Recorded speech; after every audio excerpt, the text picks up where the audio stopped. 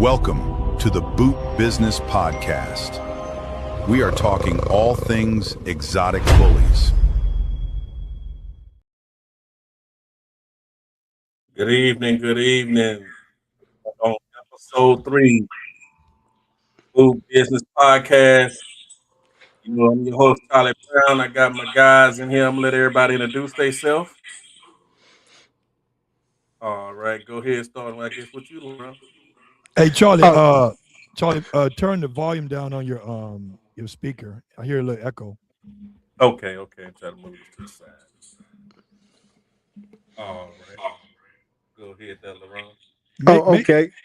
maybe it was hold on, Laurent. Maybe it was better that you switch the mic back to the computer because if the mic is too far, because I want people to hear what you got to say, brother. Yeah, I got a lot to talk about. We got a lot to talk about. Go ahead, Hey, Laurent. why you fix that? I'm LaRon, leader of the pack, dog training. That's who I am for the ones who don't know.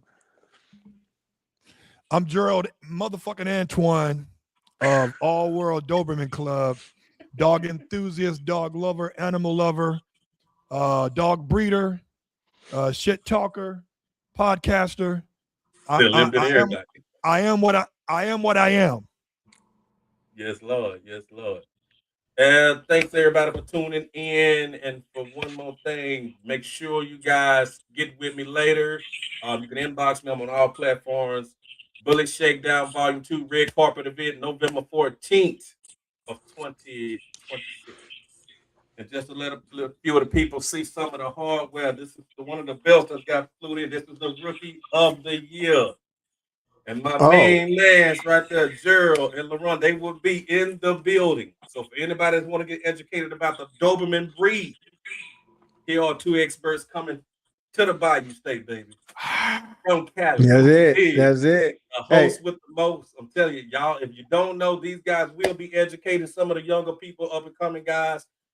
Gerald will also be judging for those that have Dobermans, Rockwallers, German Shepherd, anything of a European descent in German breed. This is your judge. My man Laurent will also be doing a lot of some of the bite work we got coming in. He's one of the guys I know that I will be flying not one but two of my dogs to this guy personally to train. Let's get y'all it. that know, they are very informational. You can catch these guys on YouTube, Instagram, they everywhere. They everywhere. So I'm gonna let them Everywhere. tell you some of the work. They everywhere. So it ain't really too much about it. Do not know. Coming to a state near you. Yeah, if you do not know them, I promise you have to be on the damn rock. You have to be somewhere where there's no internet. So I'm waiting on two more guests, but I'm gonna let these guys get started with what they will be doing, upcoming breeds, live breeds, pups, whatever they got going. Tune on in and get with these guys if you want to purchase a good Doberman pup. These are you guys. If you all need some training, bite work, discipline work, anything of protection needs and accessories, these are your guys right here. And that man right there also sell a lot of vitamins, a lot of things a lot of these dogs need. They need a lot of that as well. So these are your guys. I'm gonna let y'all have the flow, man. Let them know. Okay, so I'm the rapper. He's the DJ. Chippa chippa. I'm the crowd. So, I'm moving to the beat. Right. So the rapper is not as the music has to be just as good as the rapper. So I'm the rapper. I'm not a trainer. You know, I've been a part of clubs. I'm not a master trainer. Laron's a trainer. He's the master trainer. He's taking the bites. He's taking the hits. He's taking the falls. He's taking the brunt of all the hard work that we think we can do, but a lot of us can't do, right? But I do love specific breeds. I'm not a novice at it. I consider myself an expert of the Doberman breed. Am I an expert of all breeds? Fuck no. But we're gonna learn today. That's it. That's it. That's it. Yeah, man. I'm not a professional breeder. And like Juro said, like G said, you got the rapper and then you got the DJ, right? And I am learning the whole process of the breed. I've been a temperament guy. I've been a trainer for we talking 25 plus easy. So yeah, man. And when it comes to all breeds, it's certain things you're gonna look for temperament wise in all your breeds. We got a fundamentals, we got standards that as a trainer we look for. Um, I am now moving into professionally knowing and understanding the Doberman breed, but man, I got breeds on my belt, man. Let's talk about it. Let's be about Yeah, it. I got it. I got it. If I don't got it, I know the people to ask about it. Trust me. exactly. Exactly. Yeah. The thing I'm at with a lot of breeds that's going on today, breeds and breeding. All right. Mhm. What should a guy look for if they are picking out a Doberman or picking out a dog, period? Is it temperament or is it angulation, alignment? What's the most important thing, which we all as breeders know health is number one above all. But what's number one as a dog breeder? What is the thing you look for? Okay, so now as a breeder, I'm gonna speak on as a breeder, and LeRon Yeah. gonna speak on as a dog, as the owner of a dog with a purpose. As a breeder, what I look for, what's the number one and most important thing to me is character. Yeah. 100% Okay. character. Yeah. We're having this issue today. LeRon Yep. and I are gonna speak on it, but I'm gonna have to let one of my boys go out of this camp because Yep. he just is not mentally where he should be. And I have a standard. Like when you got your woman, LeRon got his woman, I got my woman. I have a standard. Right. Yeah. I'm I'm, Yeah. I'm not lowering my standards. Right. Right. So to me, character, stability, angulation is really hard when you're looking at an 8-week-old puppy. Mm-hmm. Right. You know what I'm saying? But there are physical features that I like. I'm not going to take a Doberman with white spots on his chest. I'm not going to take a black and tan Doberman with light color eyes. I'm not doing it. Mm-mm. Right. But No. character and stability and in so many words, recovery is so important to me. And that's what we're dealing with now with one of my boys that I'm going to have to adopt out of the camp. Mm-hmm. Yeah. So I'll let Yeah. LeRon tell you what he looks for, whether it's the tangibles or the intangibles in regards to what he wants in his camp. Yeah. Well, right away, I so for me, I'm gonna say this right away. When you got a really nice looking dog and really nice temperament, oh, you got some you Yeah. got some stuff, right? So it don't always happen simultaneously all the time. So that's what a lot of us is always hoping for, right? But for me, temperament wise, I'm looking for a certain temperament. I start with a bunch of puppies. I wanna see the dog come and engage. If I drop some keys down, I want the first dog to go check it out. I don't care if I'm doing this for sport, family, regular personal protection. I need a dog that shows me that he is willing to go explore, willing to check things out. You don't have to go grab it and do all of that. And Mm-hmm. I like to see recovery. Hey, just like humans, we affect by certain stuff. I'm okay with my dog showing a little, hey, that bothered me, but how do you recover? How forgiving are you? I need that kind of stuff. I got children in the home. Yeah. If I teach children to have boundaries, I'm gonna teach the dog to have boundaries. But what happened if the kids step on you the wrong way or go over to the food bowl? And you get corrected or how do we handle these things? So these are the little things that I look for is the temperament of the dog. Yeah. Okay. The thing is, a lot of things I've been noticing. I mean, I've been breeding myself, breeding dogs, period. 35 plus years. Been in the bully game right at 18, 19 years. The thing, when is certain things in this game we got and in this thing we doing where it's not the dog fault. on certain things. Like what would get a dog like dismissed from your program? Like certain things, I believe, falls on the breeder himself, but they see it as it's the dog's fault.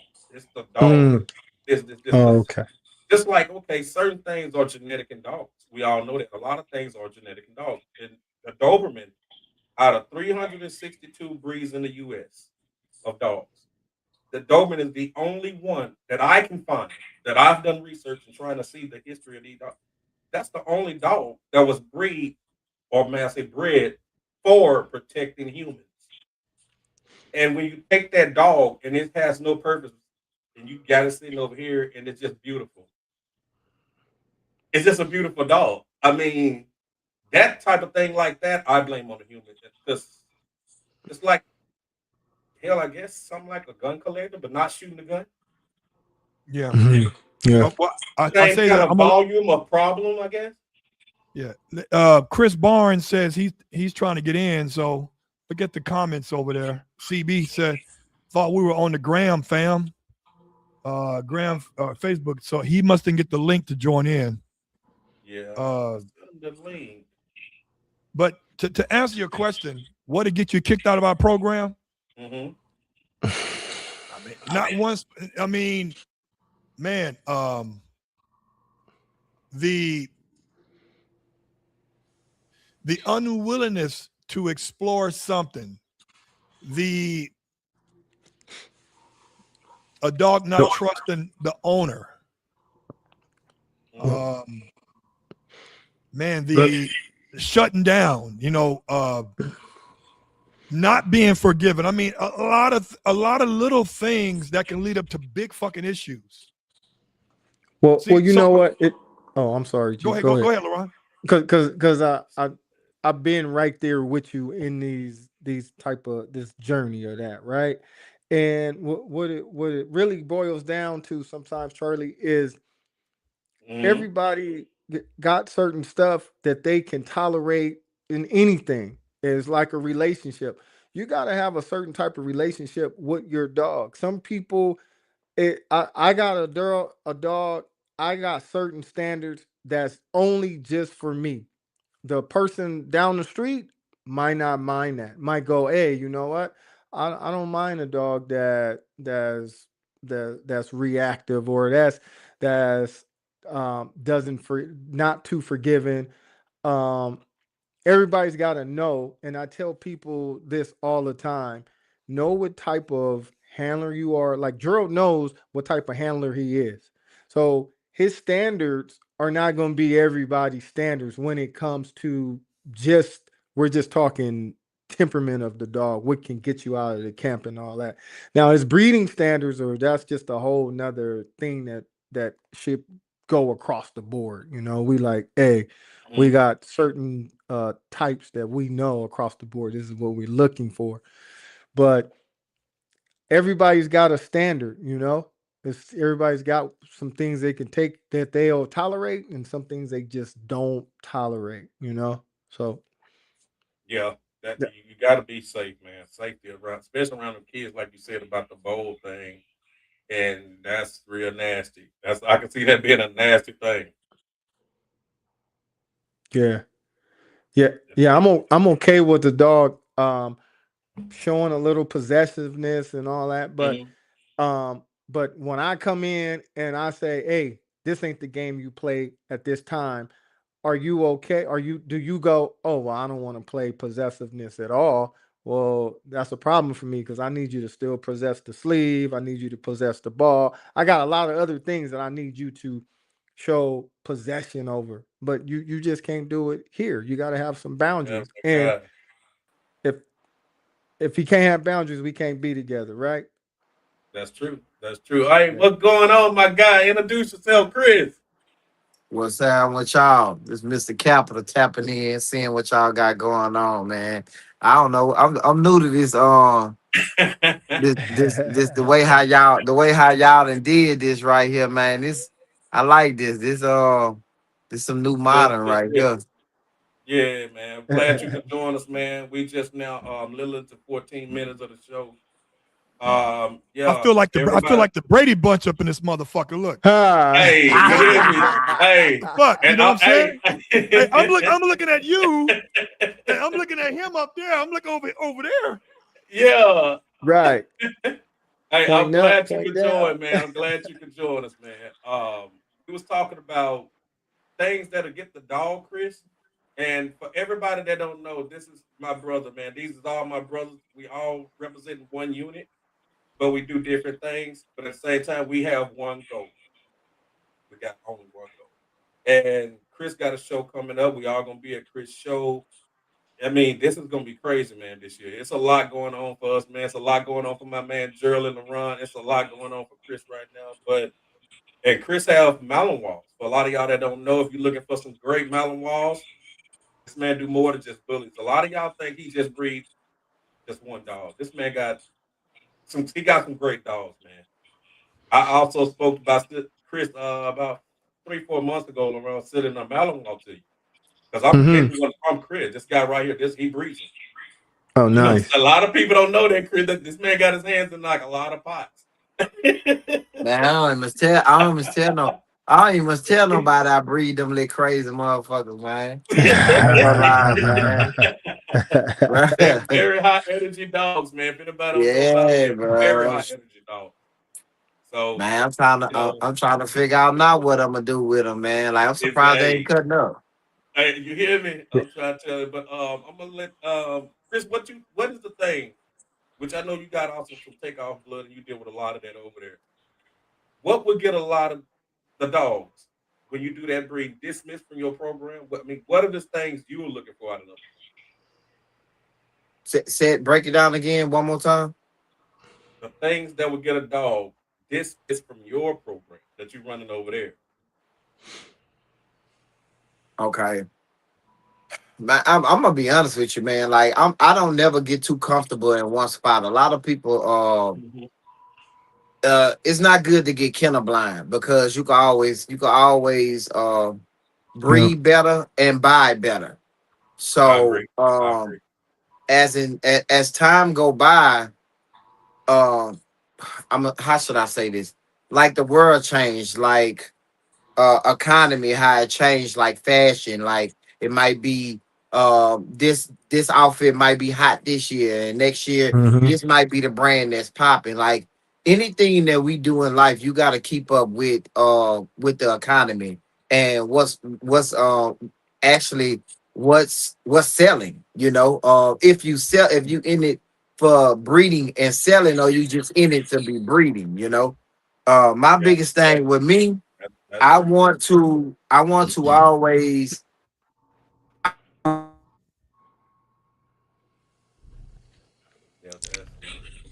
Getting choppy. You must be having a hurricane going on down there. Yeah. He's not far from me, and it's getting. Hey, but when he comes back, I got. That makes sense. I got a good comment here. That's about like some almost like what you said, Gerald, about if it ain't fitting, you know. Right, but see, here's something else that is unique that you have to pay close attention to. Like, I like puppies that explore shit without me introducing it to them. And let me give you an example. Yeah. When my first red chocolate Adobe was Alonzo, we used to go hiking and go Kenneth Hahn Park and shit. And it was hot that day. I was with my friend Laddie Cooper, and it's somewhere in Kenneth Hahn, somewhere deep down in that park. There's a little area with a little pocket of a lake or water or something. I don't remember where, but it was so hot that my 5-month-old puppy jumps in the goddamn water and cool off. No. What? Yeah. That's something that I didn't introduce him to, but he said, you know what? I'm going to tap into it. That's courage. Yeah. Those little things are like, yeah, man, that's something to grow on. You know, you're still on probation, but for right now, you live and eat another day. Mm-hmm. Yeah, I like that too. But see, that's what I like. Y'all dealing with a dog that was actually created for a purpose. It had to serve a purpose. And like Chris was just saying about the kennel blindness, how many Dolby breeders that you may know of or dog breeders, and they running a program, but they're kennel blind, like he said. They don't want to Plenty, get rid of that dog for some plenty. reason or whatever reason. Well. The main reason, there's two main reasons why they don't want to get rid of the dog, because of the money they invested in it. Yep. They don't want to Yeah. cut ties with the Huh. money. I The like other how one you put is, that. I like how you put that. the other one is, which is, this is why sometimes your other half makes it hard for you, is that they fall in love with the dog. Mm-hmm. There you go. I love my dogs, and if I really love them the way I say I do, I'm gonna get some. I'm gonna do what's best for the dog, and that's to get the fuck out of my house Yeah. and give them to Yeah. somebody else who has a better purpose for them. Right. Yeah. Yeah. Yeah. That's what it, Yeah. that's that kennel blind. And You're that and, right. and that and that's kind of like the biggest thing too. My partner, man, it's a lot of dogs. I ain't gonna lie, she maybe got like 4 or 5 dogs, but at the end of the day, it's like, you know, they get with these dogs, you can't get too emotionally attached. These dogs are Yeah. a tool, you know, they are a Yeah. tool. Yeah. And the tool is meant to be used. The tool ain't meant to just be, you know, not used. And I'm big on that now. I stopped putting feelings into these dogs and started looking at it. Okay, it's okay to make a little money, but you go always lose more money than anticipated on making. You can't That's never right. think that you Right. go break even, because that day will never come. You ain't gonna never break even. You gonna always take a loss just to make some money. Yeah. Yeah. Cause you know, True. something better than nothing, you know, Right. no matter what. Something better than nothing. Sometimes, you know, you might not, it might not be smart to pass up on that $2,500 offer, you know, because it might Yeah. not come back around. By the time it do come back around, you know, the dog is up on age, 8, 9 months old, and it's like really hard to Yeah. sell a dog, Yeah. you know. Right. That's another thing too. And I think a lot of people too, when it comes to these dogs, when you can promote and advertise the right way, you can sell anything, you know. That's Yeah. true. But a lot of That's people true. don't. A lot of people don't put no money into uh into their camp, meaning promoting these dogs, showing these dogs, getting the right kind of people to come in and shop with you, do business with you, however you put it.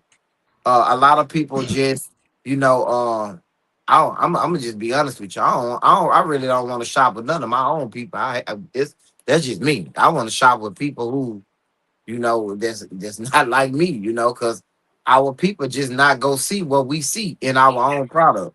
So, you know, Hmm. you gotta always look out the box, meaning out the box, you want to pull in a different kind of crowd. You know, that's how I'm gonna say it, a different kind of crowd.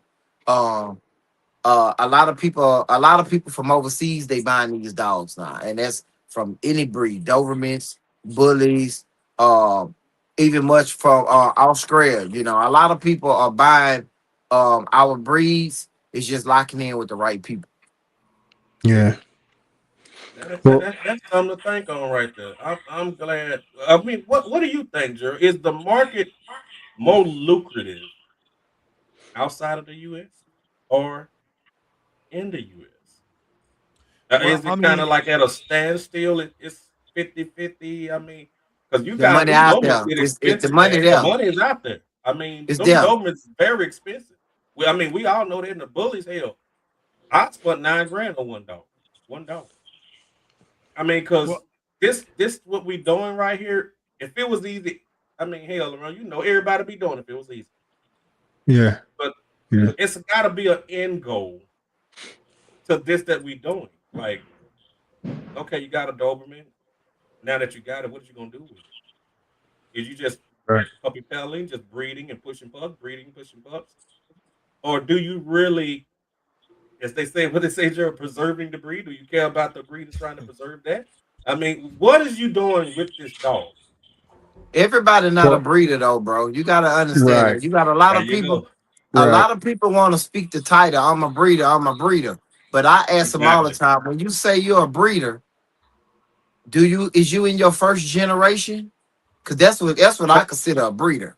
Like, what are your goals and what you working towards? Is you working towards building your own legacy, your own bloodline, or you just breeding to this stud, that stud, or either buying this female, breeding to this stud? That's not a breeder right there. That's right. That's kind of considered as a person who just a sampler to me. A hobbyist. Uh, Yeah. if y'all guys yes, Hobbyist. like a Yeah. sampler, like Yeah. they trying to figure it out. You got more people, you got 95% of the people are samplers in the game and they trying to figure it out. Hey, They, Mr. they Capital, you said something that I want to make sure we circle back and touch on, because when you said it's a hey, these are tools, and sometimes we gotta get rid of them. We gotta switch. We can't fall in love. So the world will hear that and they're like, oh man, this dude is rough, but they don't understand. They not they not you. You have a responsibility to your breed and your standard. It's your job to critique and get rid of stuff. It's your job to go, yeah, we can't fall in love with this and right, gotta go down the street, because right, your job ain't a pet owner. Your job is a breeder and to make the breed stronger. Without guys like you and Gerald, we gonna have watered down dogs. We're gonna have dogs with bad health. We're gonna have dogs with bad temperament. It's gonna just get bad Yeah, all the way through. And it's gonna be bad business that's because right. you're gonna That's have right. guys who just backyard who just, hey, I take this dog and I put this dog together and I make some money. And but they the got Back game, it. Yep. yes, Yep. but Yep. right, the That's game right. is I changing. agree. The, yeah, the right, game is changing, and uh, to be honest with you, I'm gonna just say this. I see in the next 2 years a lot of this stuff that's going on won't be going on in the game. A lot of dog shows that's going on in the game will not be going on in the game. A lot of dogs that's being bred will not be being bred in the game. We need more structure to what's going on and what we doing, and that's something that right. these breeders don't got. And what I mean by structure, that mean when you come along, see me, um I'm building something to where, say for instance, if it's my first gen or if it's off of my stud, I'ma always hold value to that dog. Meaning if it's 5 or 10% is mine. The person would never own 100% rights to the paperwork as long as that stud's still alive, but he still would be able to produce off of my creation. I would not let nobody come into my platform, take Mm-hmm. one of my dogs that I bred up and built, and then slap his name on top of it. You get where I'm going with it? And Yep. then it's like they Yep. take they take the credit for what you Yep. didn't already built, and they just Yep. put their name on it. Nah, it doesn't work like that. We need to hold these breeders a little bit more stronger to what we doing, and this is any breed. This is not Yeah. just bullies. This is any breeds. Just like these females. All right.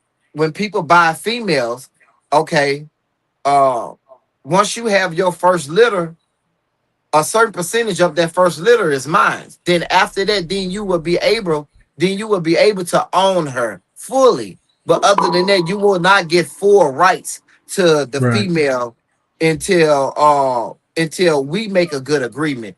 We have to we have to find a more stronger way to liquidate to keep the funds steady growing with what we done built, what we done created, with these dogs. I think a lot of people that they don't do that. They a lot of people they don't pay attention to the contracts. They don't do what they supposed to by the contracts. So therefore, um we have to set the standards a little bit more higher to make them Mm-hmm. respect, to make them basically respect what we done created and what we done put into they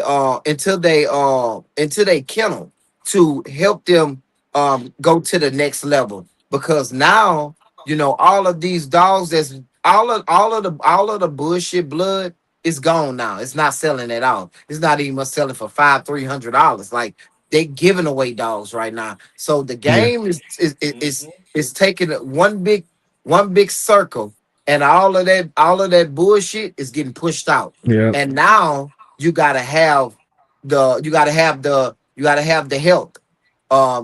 These puppies have to be health tested through the vet or whatever, however you do it.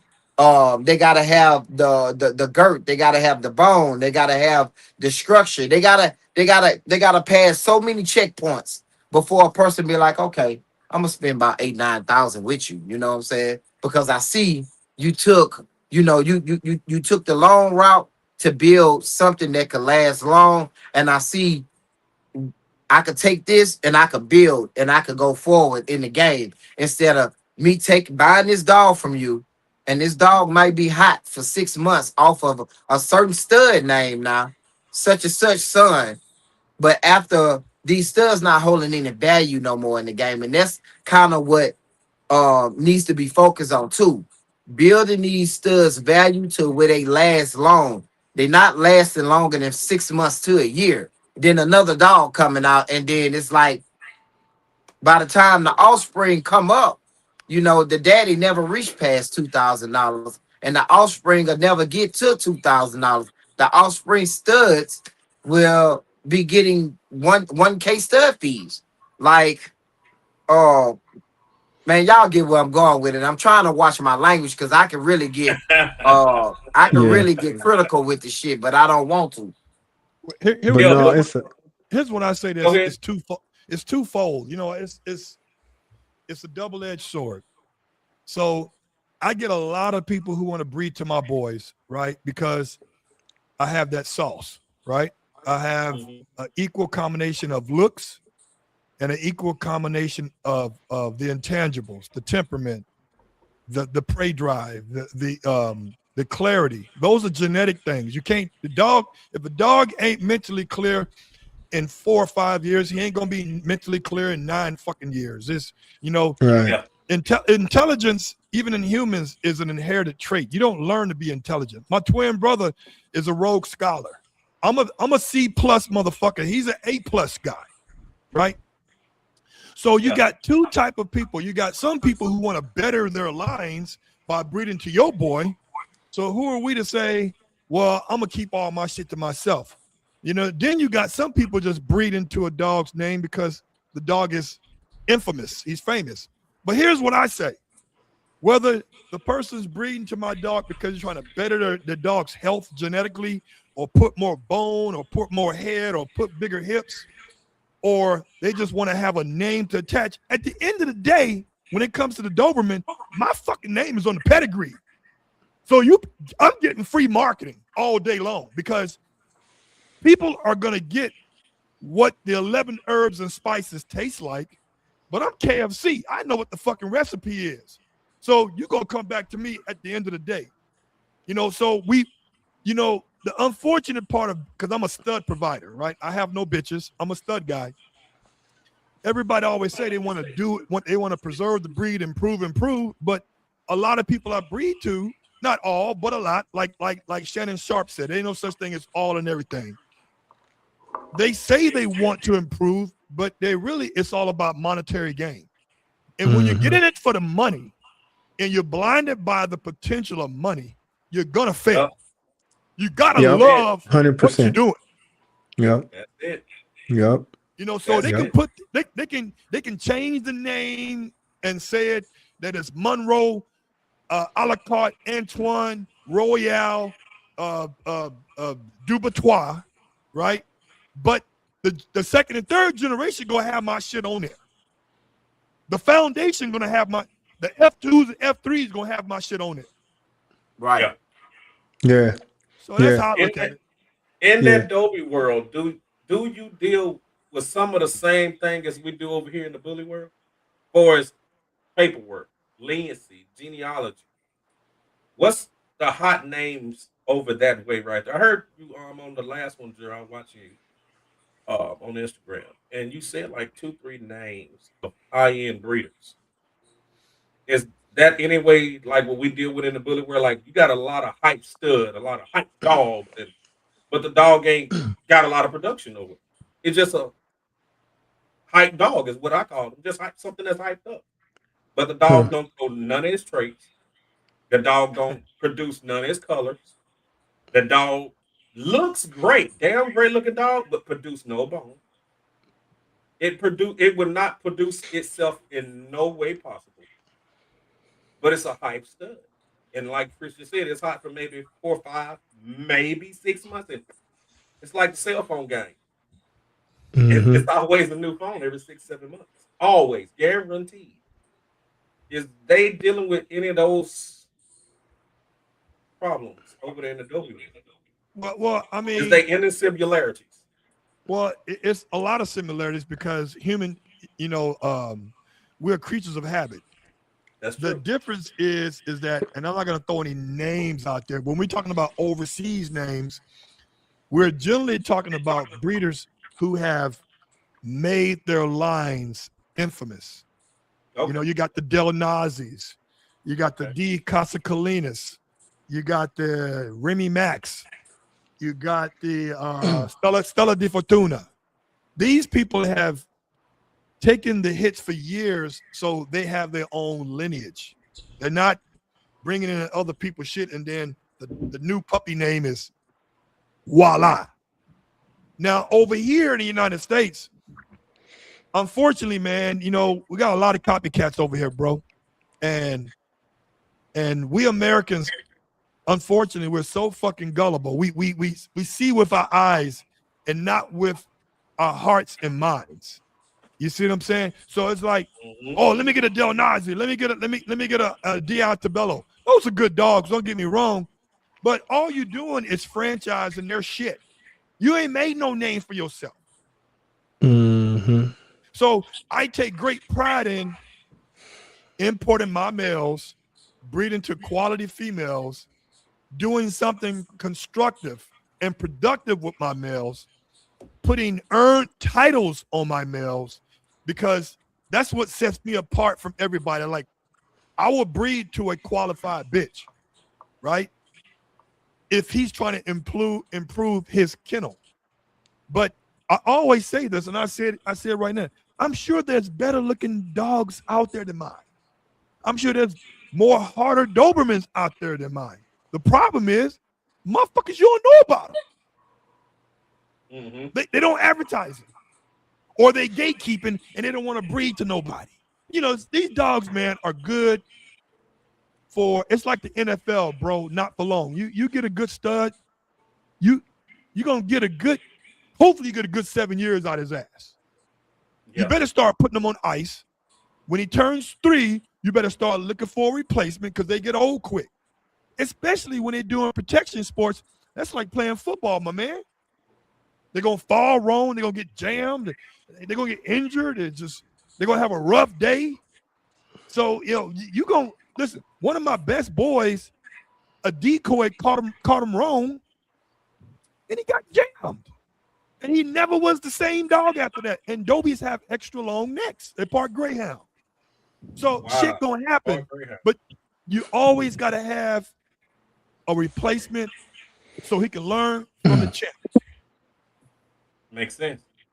Makes sense. We got San Antonio in the house. San Antonio. Hi. Hello.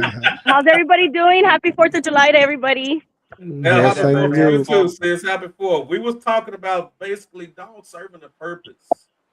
Dogs that serve purpose. And Gerald got me really interested in something right now. What? I likes that, because, like I say, out of all the dogs that's in the U.S., the Doberman was the only one.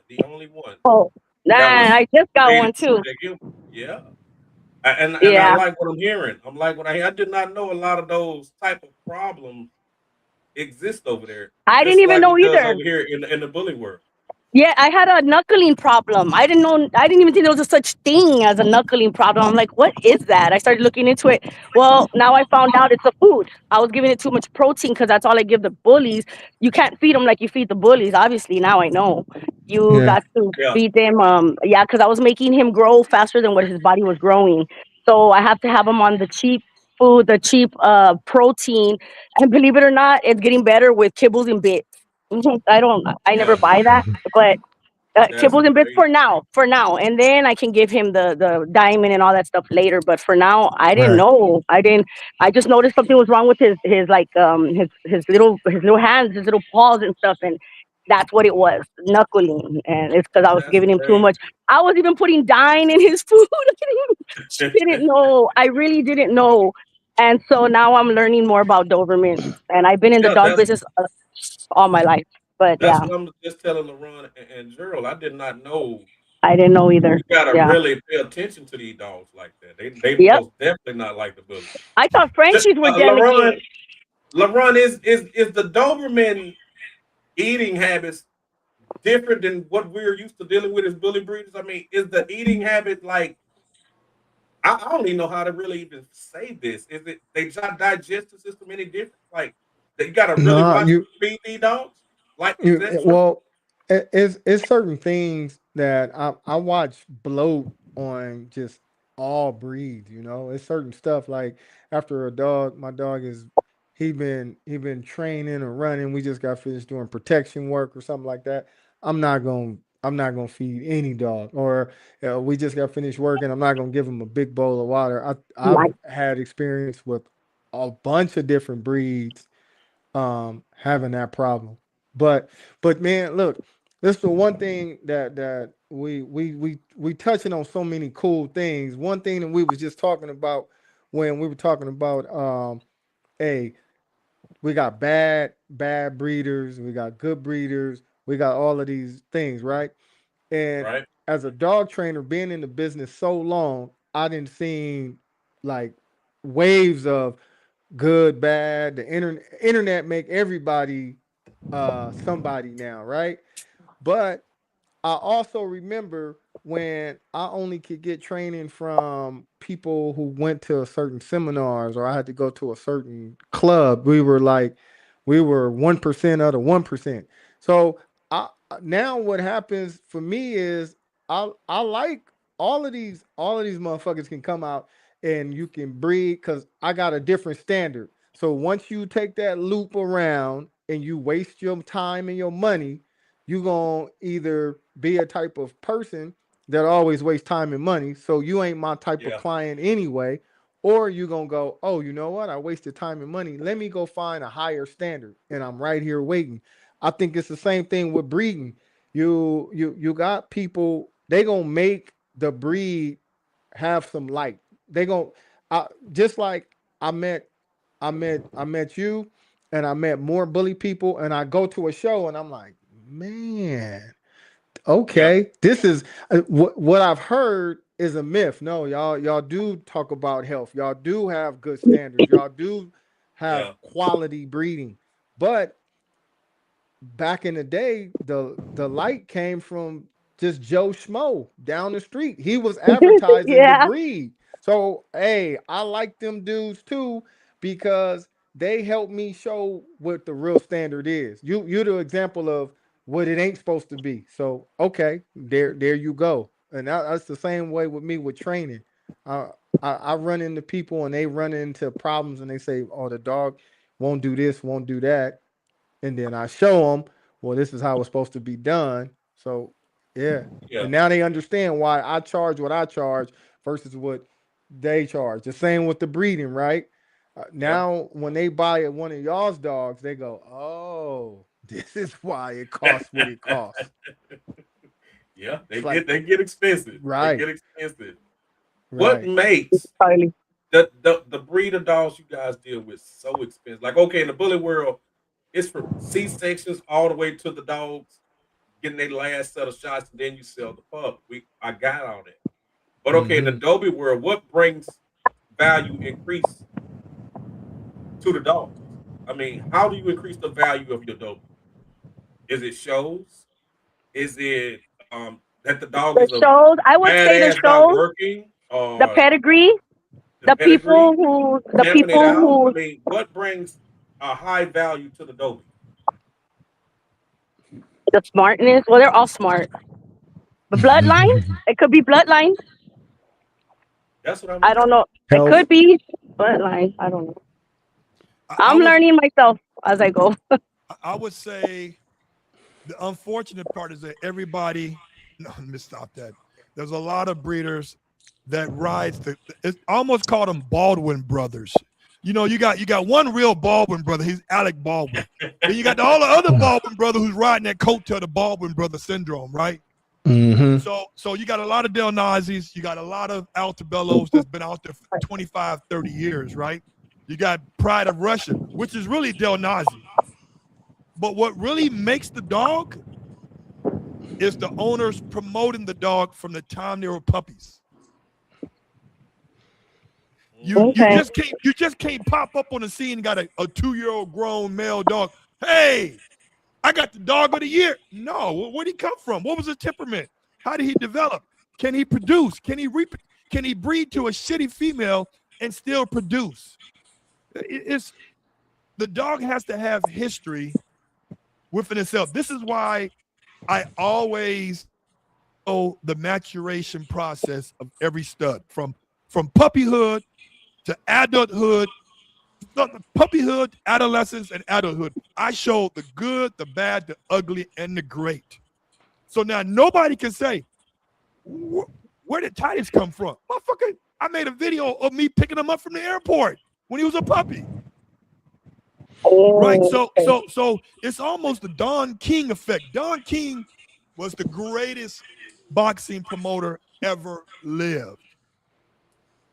You should watch that movie, the Don King movie. He was promoting shit, he didn't even have money, right? But he put the word out there. And now we have the internet. It's easier to promote. Listen, everything don't have to be done with no $3,000 Samsung fucking camera. You got this right here, man. You got this. You know, that's all it takes. If you want to promote your brand, promote whatever you're doing, whether it's dog training, whether it's selling food, just be authentic. Yep. Tell the truth. Because like my grandmother said, the truth will set you free. Be transparent and just show the best parts of your dog, but also show the parts you need to correct on, right? And that's what sets me apart from all of them. And I'm willing to breed with your female for a reasonable stud fee. Not no Walmart shit, but it's reasonable. Mm-hmm. Makes sense. That makes sense. Yeah, that's what I was just gonna say. That makes sense. It makes sense. Before we get out of here, we're gonna be on here a little longer. I want everybody to know my guy Chris got a show coming up next month. The Capital 2.0, straight pressure, nothing less. So he got some of the hottest guys coming out. He got some of the hottest groups coming out. It's gonna be things for the kids and children to do. It's gonna be things for adults to do. It's gonna be live music, and he got one of the hottest DJs gonna be there. My man Aztec. DJ Aztec gonna be there. And DJ He gets it jumping. And if anybody know anything about DJ Aztec, that dog will around become a goddamn club. That's Parkside. DJ Aztec and DJ Parkside. DJ Parkside. DJs. I'm gonna let Chris let everybody know what he got waiting on you, what he got in store for you, what categories he got. He also have cash giveaways, if I'm not mistaken. I think he most definitely got cash stack off tables all over. He got hell, Chris, I lost count out of 52 categories. He got a lot of categories. So I'm gonna what time does that show start? Know. There you go. 11. Okay. I'm gonna go the day before, of course, but I think I have an 8-hour drive. I think I have an to Mississippi, right? Mississippi. Yep. Yes, ma'am. You from Mississippi? I'm from San Antonio. No, Mr. Capital. Where are you from? Baton Rouge. But it's gonna be in Mississippi? Uh-huh. What part? It's gonna be on the coast, right there on the Gulfport and Biloxi? Yeah, at the Coliseum. The Coliseum Dome. Yeah. Down there. All right, Chris, the Coliseum is in Jackson. They got a couple of Coliseums though. 8 hours. Yeah, but they got a Coliseum right there on Biloxi Coliseum though. Yeah, you're right there. But yeah, man, y'all can talk to him blue in the face. I say this so much. I'm just ready for the show to go ahead and come. But I ain't gonna lie, it gets tiresome, man. It gets tiresome. Uh, it's a lot of I got a lot of great people coming out to the show, and I'm gonna start off with the kids. Got a lot of great things going on with for the kids. Back to school giveaway, school supplies, raffling off a lot of stuff that kids like, toys, different stuff, basketball goals, just saying like this stuff kids like, guitars, all kind of stuff. Also gonna have candy bags for the kids, cotton candy, snowballs, pizza, etc., etc. Everything a kid can use to go wild on. Also go have a game trailer for the kids. Game Oh, trailer, that's nice. That's miniature. that.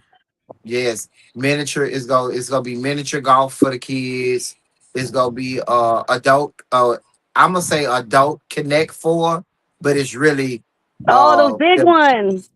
big Right? Connect Four. Yeah, yeah, those are fun. Uh, it's maybe I don't have my tablet with me, but it's about 7 games besides the game trailer and miniature golf for the kids. So it's a lot of things that I'm doing for the kids, as well as the Down syndrome is and autism kids too.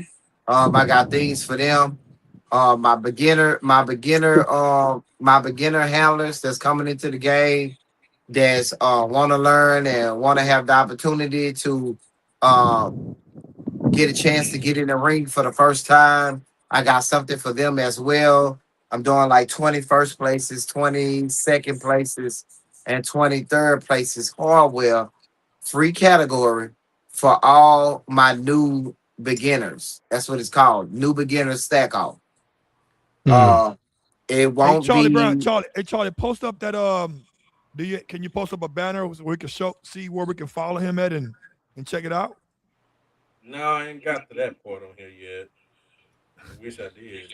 We're gonna have to. I'm gonna Yeah, have to let when I do that. I'm gonna have to put it on How can we YouTube. follow but you? but again, y'all, a lot of people can follow me. They can tap in on Facebook. Chris Barnes, ChrisBarnes, Top Quality Bully Empire, and on Hmm. Instagram, Top Quality Bully Empire. Um, That's it. anybody could reach out to me. It's no such thing. To me, it's no such thing as a dumb question with me. Ask away. Any information you need if you want to attend the show. If you need information on airports, hotels, venues, venue information, category information, whatever you need, everything is already noted and jotted down. So all I gotta do is hit a button and send everything directly to you. It's no problem. I got everything posted up so I don't have to do a lot of back and forth and answering the same questions because everything you need to know is on my page. On that You know, post. and it's constantly shared over and over on my page on both platforms. Um, with that being said, I'm going crazy for the Aubrey's as well. Uh, damn, I wish I had that notebook. I'm going crazy for the Aubrey's as well, meaning it Aubrey Dog Show, as well as the exotics. The exotics got like 50 some categories. I done went crazy for the Frenchies, the English Bulldogs, the Boerboers, the Dobermans, the Bull Terriers, the I ain't gonna lie, y'all. Any dog could come to this show and enter in a category.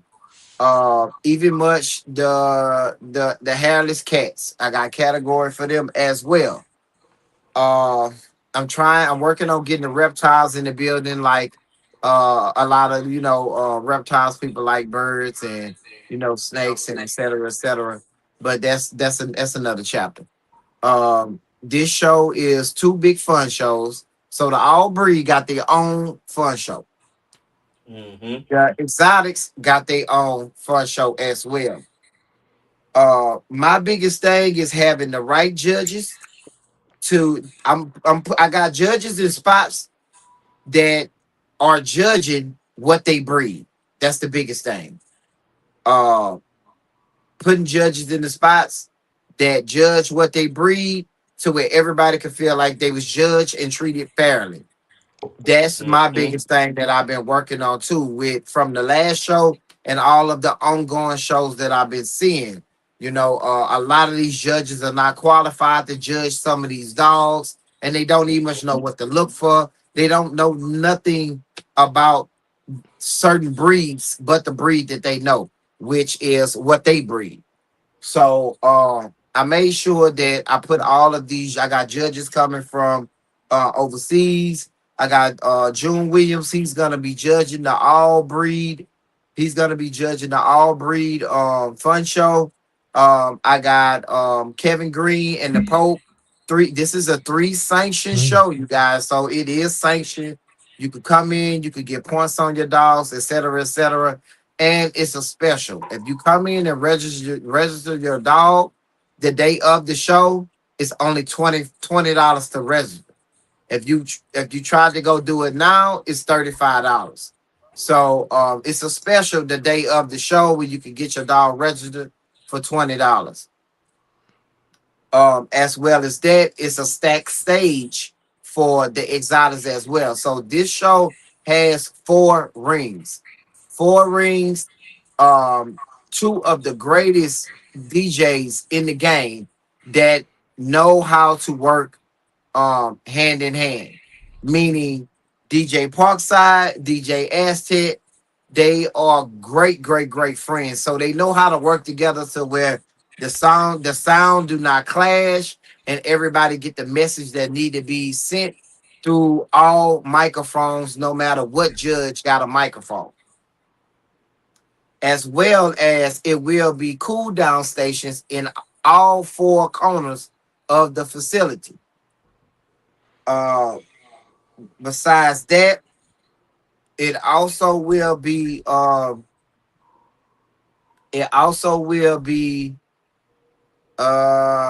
should I say it? I'm trying to remember everything, you guys. It's so much. Yeah, you got a Uh lot. yeah, it's a lot. So this show must start at 11 o'clock. I'm not holding this show, I'm trying to I'm doing things the way how I want to do things to keep it flowing right. Again, anybody that's attending this show, I made sure that I was big on security. And what I mean by that, it is military security officers will be monitoring this show. And it's like 10 of them. So my biggest thing to make sure these families that's coming out there safe, don't have to worry about no foolishness, no drama, and also have a good time, because where it's located, this is basically a family event. It's not just for a dog. This is for your family. You can bring them down and really make a great weekend out of uh, this show. So Mhm. August the 29th, Biloxi, Mississippi, y'all. It will be going down uh, at the Coliseum. Tap in, y'all got any questions? Let me know. I look forward to seeing everybody coming out. Have a great time. Uh, I like to say, baby, let's go. That's what I'm talking about, man. That's what I'm talking about, man. As Chris just said, there's gonna be a lot of things for the kids to do, and that's the most important thing. A lot of people get to these dog shows and forget it's about the dog, but it's Mhm. this thing all us on here do is a family affair type of thing. You know what I'm saying? When you're taking out the Dobies to the shows, they're not just bringing just the dog, they bringing their daughters, their sons, their Mhm. significant other. It's a family thing. It's also an education. So for those, before you get in that big ring, the AKC, the ABKC, the UKC shows, you need to go to some of these fun shows and meet these guys that I have right here on this channel, because they will educate you and prepare you for that next level. You know what I'm saying? That's the thing about a lot of people, that you want to get these dogs, but you want to go straight to driving a Lambo Mhm. when you can't even drive a Ford. You have Right. trouble going in And reverse. and They are and not the same thing. right, They right. are far from being the same thing. And another thing too. Yes, it's about the dogs, Hmm. But to me, it's more about the community. That's right. Yeah. Um, it's That's about right. being able. It's about being able to come together and do something together without having any foolishness. It's really like one big family reunion, That's and right. we ain't gotta be blood to be family. But That's if we right. all up under this building, we family. You know what I mean? We go look Right. out for one another. We go feed one another. We go watch one another dog. Like we, back in the. I'm gonna just use this as a short example. Back in the day, I ride horses. That's what I do besides this dog stuff. But back in the day, I used to go to trail rides, and I remember I can go to each grill or each setup and go straight into their cooler or fix me something to eat. And it was always love. You know what I mean? Surrounded Yeah. by nothing but open, great arms of people who just had big hearts and without the foolishness and without the BS, and people who would let you know if you're doing something wrong. They will give you a helping hand and they'll show you how to do something. If you got any questions, you don't have to worry about being embarrassed if you ask them at a dog show, what am I doing wrong? What can I do? What can I go home and work on? So whenever I do come back out, you know, I could enhance what I'm trying to do and be a part of what's going on. Nowadays, you know, people don't do that. So No. getting the love back for the sport, and this doesn't matter about what this ain't about race or color, because no matter what you is, if you white, brown, black, we all family to me. That's uh right. That's right.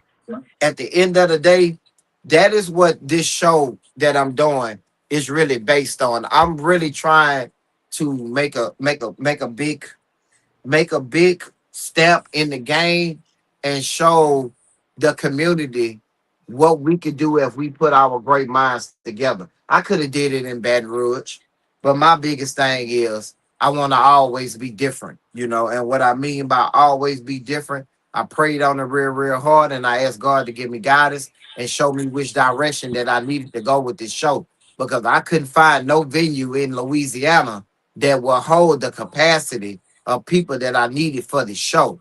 And what I mean, not down your way, Mr. CB. I mean Yeah.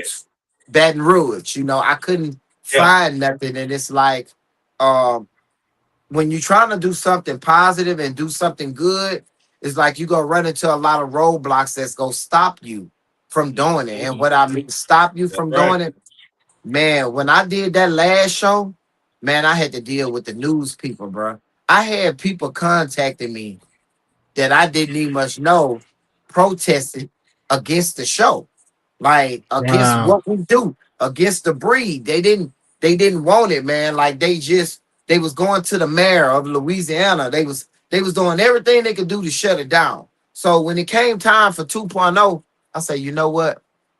I gotta strategize, and I gotta outthink them a little bit and go a different direction, so I still could get the results that I want with my show. So from now on, I'm always be 2 steps ahead. And one thing too, you never let your right hand know what your left hand doing. Yeah. Keep your business off the internet. If you gotta protect your show, and not drop the location for uh until the last 30, 60 to 90 days, do what you got to do, because you got a lot of people really are praying against you. If they see where you got the show at, they go call into the venue. They go harass the people. They go ask how much this such. They might even must say your name. Where you let such and such get the building. How much you'll let me get it for? Like, I was dealing with people like that calling the Raising Cane Center downtown. Like, they was literally calling, but big people with no kind of business mind frame to be able to even much line their words up right without sounding ignorant. You know what I mean?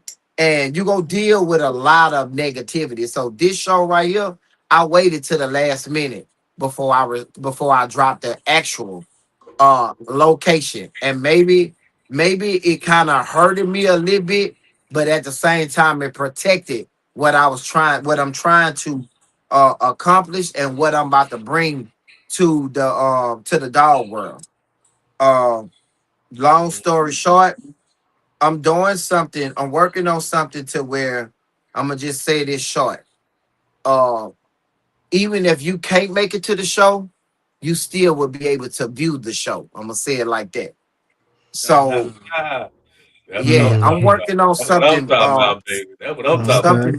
something different, you know. Working on something different, and this show right here is gonna structure everything for the next show, meaning things will be handled totally different, a totally different crowd. uh Certain crowds will only be able to attend 3.0. A lot of people won't be able to, a lot of people just won't be able to go up the ladder with us when it comes to change, and when it comes to taking this to a more safer, better, higher level. Uh, as you know, uh, a lot of things are being starting to become more convenient.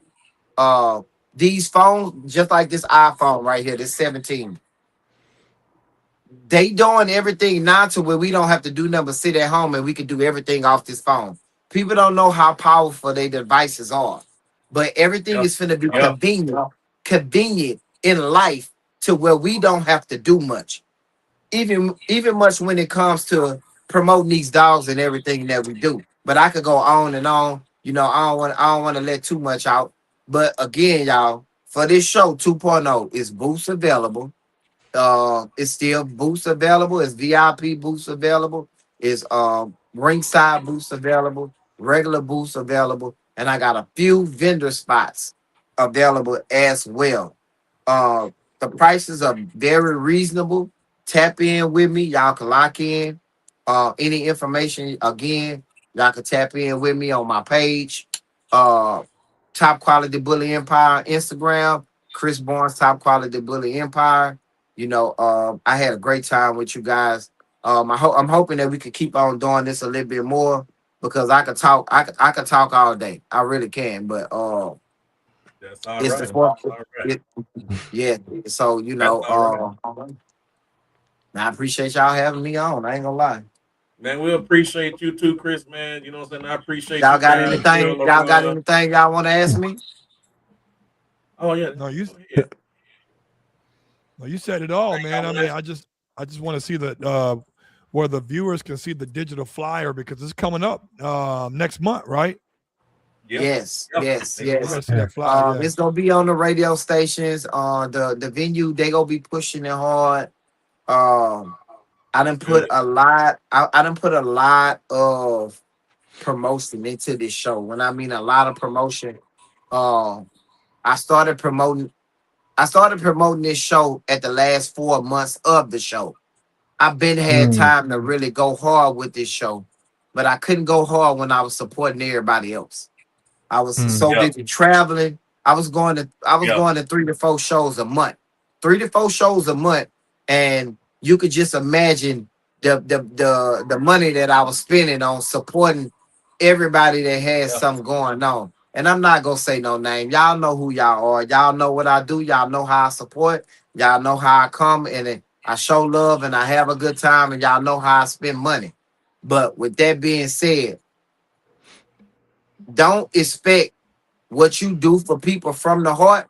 Don't expect them to do the same back in return, and don't hold it against them, because when you genuinely do something, you will always be rewarded in a way that you cannot even much notice. You know what I mean? Not through person, but through other ways. You know what I mean? So, uh, I think that's what people lose sight on with what we do, with what all us do. Man.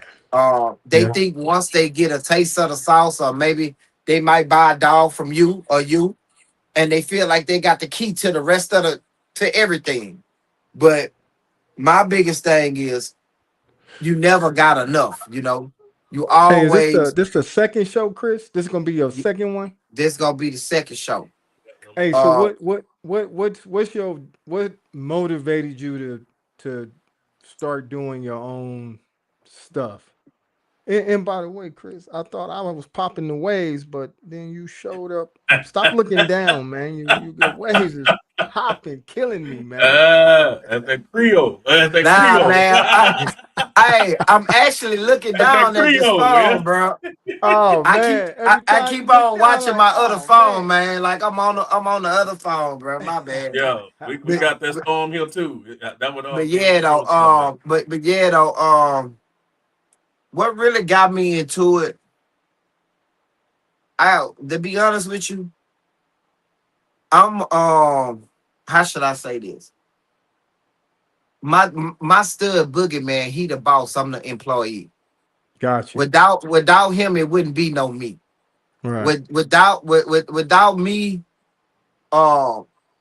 working every night for hours on things that I was training him to do. You know, I'm Mm-hmm. real good at that too. Training him to um be his best. And you know, man, we took the world by storm, and we just was, you know, with the exotic community, man. Like it's not a dog in the game that can really stand on side of him at all when it comes to what he has done and how he has stamped his name in the game to where when people get on side of him, they actually get scared. They really Wow. actually get scared and already know that they done already lost. They done lost the battle before they even must start, you Hey, know. so when you say training him to be his best, what you mean? Like on stacking? Like educate me on that. Training him on posture, training him Got you. training him on behavior, training him on staying focused, training him Mm-hmm. on set your head straight, son. Sit up. Yeah. Arch yourself up, you know, poke your chest out, you know, stick your tail up, set your Got feet you. right.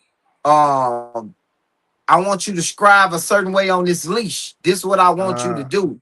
got you. And that's what Is I some of mean that by temperament stuff too, or is that yes, are you finding temperament that too. got you? Okay, because that's what it is on our side Temperament is too. temperament. Okay. And you gotta apply pressure. You gotta be mean to these studs in order to make them respect you as the handler. And a lot of people feel like it's abuse, but nah, it's not. Uh, And if he can't it- it- handle it, then that temperament ain't yes, the dog for the show. Right. The same with us exactly. with sport world. If he can't handle it, So then he not the dog for the program. So long, yes, most definitely. So long story short, I'm gonna say this. We was at the jungle. Like I done been to the jungle the last 5 years. June Okay. Williams show. I was at the Mm-hmm. jungle. Um, out of thousands of dogs in the building, out of so many exotics in the building, Boogie was the only exotic to be still in the ring and holding it 20 minutes straight. No moving. Uh he beat Dang. everything that came in from the English bulldogs to the poodles to all of the breeds. He was whooping them. And what I mean by whooping them, it doesn't. My biggest thing is when I talk to him, he does he know when it's time to work and he know Right. what he come to do. When I set him, he know what time it is. He know, it's time for me to bring it home. Right. And for a dog of his caliber, there's a lot of people don't like exotic dogs. He has them made a big strike in the game to where uh he is the reason why I wanted to even must start shows. Period. Got you. Uh, Got you. and what I mean by start shows, I noticed on how they was treating the Dobermans, how they was treating the XLs, the pockets, the micros, the EBs, the Frenchies, the exotics, how they was judging them, how the handlers wasn't handling them correctly, wasn't walking them correctly in the ring or trotting, whatever you call it. Like you could see that it was no structure Mm. in what was going on in the game. Like it was no guidance, and it was just like a lot of ants just running around, and nobody knew what direction they needed to go. And you know, my biggest thing was, okay, man, you know what? I'm finna do a show, and I'm gonna do this show how I see fit, how it need to be done, how it need to be organized, how it need to be done. How a lot of people like y'all travel so far, you know, people spending money on rooms, rentals, et cetera, plane tickets. Man, they not Yeah. coming out to perform and get a little dollar ribbon. That's just me. People don't want to come out and win a small ribbon. People want to come out and win hardware. People want to feel that win within, you know. And I think, you know, at one point in time, it was people started treating these shows as a money scheme. That's what it was, you know. It wasn't, you know, like it's just a quick snatch and go. And that's what it's not all about, you know. And with me, I wanted to do my shows different from everybody else, you know. Right. And I wanted to bring in people, I wanted to give people chances that nobody wasn't giving chances. And they really knew what they was doing. They really knew how to be judges. They really knew how to handle dogs. I paid attention. 2 years. I studied everybody. I took notes on everybody. No lie. Took notes on everybody. I studied everybody. I watched their pages. I never said nothing. I never liked nothing. I never made comments. I pulled up at shows they was booked at, but I paid attention to everybody. And when I mean paid attention, I paid attention to character. I paid attention to body movement. I paid attention to how they interact with the younger junior handlers that's coming up into the game, and how they open up, and when a person lost in the ring, they was able to talk to them and give them and let them know why they lost, and give them the information they need to do it better the next go round. Things that people don't look at. That's a I paid question I attention got to. too, man. I'm so speaking of junior handlers. I went to June's show. I went to that show, and it was buzzing. It had me like really interested in the bully world. Like, okay, and as a trainer, I want to learn how to stack a dog, and how is this. What do you suggest as a newbie coming in? Is there a certain line I should look for? Is there a certain temperament I should look for? What would you suggest to the newbies coming in? How do we come in and be able to come in with the right foot without making a whole lot of mistakes?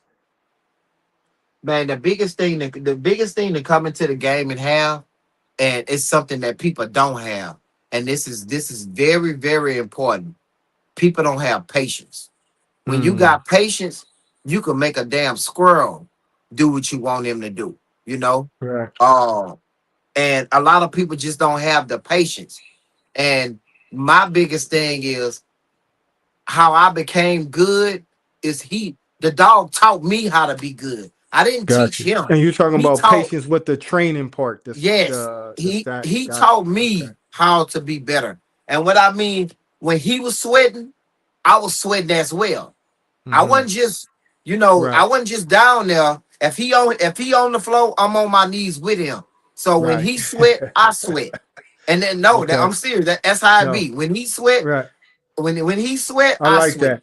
I like that. Even Okay. much people he must looked at me like I was crazy. Like I could just say, for instance, I could snap my finger and point straight, and he know what that means. That means straighten up. That means he straighten all the way up.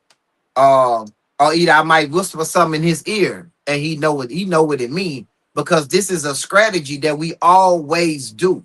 When I tell him something in his ear, he know what time it is. He know it's tighten your ass up. Let's work. You know what we come here to do. We ain't come here to play. Don't have me waiting here long. Let's get it, and let's get up out this ring.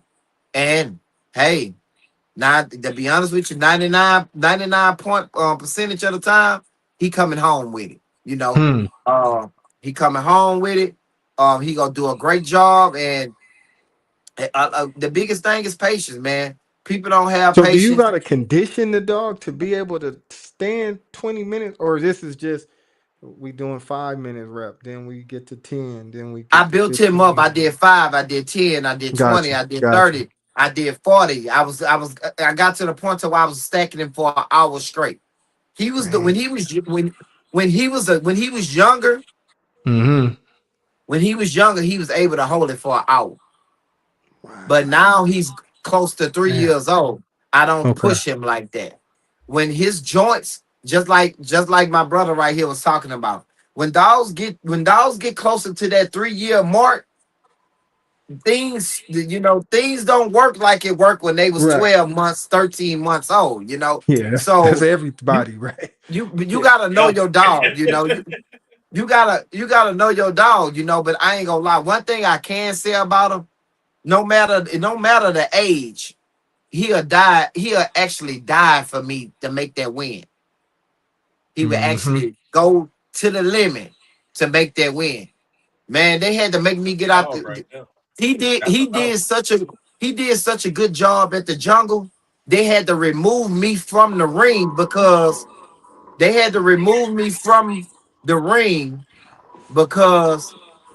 he would not break the stack.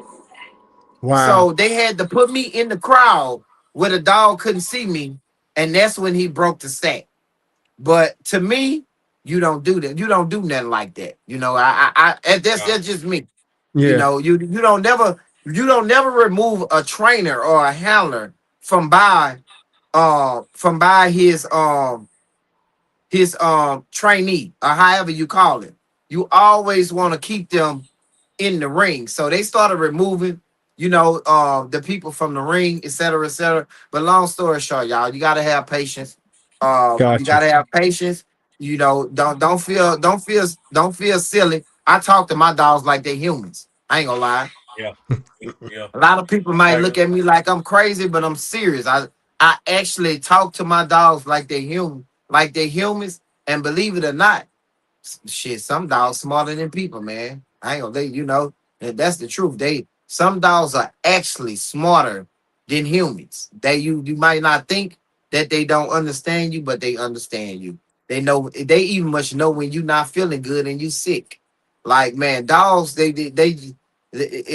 very delicate and special kind of creatures, bro. But at the end of the day, they here to do a job. They are a tool. You know what I mean by a tool? They are a tool. After you use a pair of pliers so long, what that pair of pliers gonna start doing? It's gonna lose its grip, right? It's gonna lose its grip, right? What channel locks gonna do after you done used them so long? Oh yeah, they break down. Yeah. They go. That's any tool. Any tool. They gonna grip like they used. Any tool is gonna wear out. So therefore, you gotta keep moving up. But again, y'all, I could talk all day, y'all, but I appreciate y'all having me on. And man, that's what we here for, brother. Educate. I mean, it was nice. That's it. It was real nice. I'm thinking about getting me a Doberman, man. I'm thinking about hollering at my boy on here, man. Give me a Doberman. Talking to these Girl, guys, I know who to come to right there. Look what they did to my man Ashton. They got Ashton over there. I'm telling you, I need me something. I need me something to turn loose on their ass right quick. Hey, that's one dog that got to serve his purpose. Yeah, man. Right. So again, I want to say this too to all my veterans. This show is for my veterans too. A lot of veterans that rely on dogs to get by day to day. I got a category for you guys as well. Come out, have a great time. It is. I'm gonna tell y'all now. It is an open bar. It's an open bar. Come in, have a great time, drink responsibly, carry yourself responsible. We on the beach, baby. Y'all already know what it is. We gonna be on the beach. Is down that area right there is really like Destiny, Florida script. If y'all know anything about Destiny, Florida script, y'all coming to Mississippi, and that's what it is. Biloxi is the same way. So go come out, have a great time, and I look forward to seeing everybody. Oh yeah, that's what I'm talking about, man. My man, Mr. Capital. Straight pressure, nothing less. Y'all make sure y'all make it out to the show. And as my man said, we'll be an open bar, drink responsibly. And I appreciate my man LaRon coming on, leader of the pack. My man Gerald at the World Dopamine Club. Thank y'all, man. Both of Stud, y'all, man, bro. with All three of y'all. Hey, Thank y'all. I AKA appreciate the y'all, Stud man. Plug. Anybody want some good? Hey, that man got good dogs over that way, man. Thank you guys again, man. November 14th, Bully Shakedown Volume 2. Be there, and we are out. Thank you guys again. Peace.